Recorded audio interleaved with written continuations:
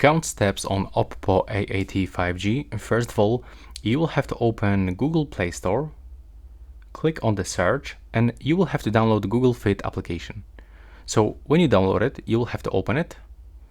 Now you will have to select your Google account that you want to use with this application.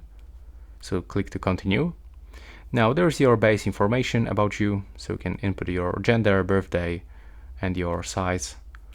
Then click next in the right bottom corner, scroll down, click to turn on and accept this physical activity access. And now go back to the home screen, click and hold with your finger on the empty space, select widgets, and now keep scrolling until you find Google Fit. You can use multiple stats or single stat. In my case, I would like to use only steps counter, so click here and select steps. Then click done, and here you can find your steps counter. When you click and hold it, when you tap on it once, you will be able to open it and check your day, steps, week, month, and so and so. Thanks for watching. Right now, please subscribe.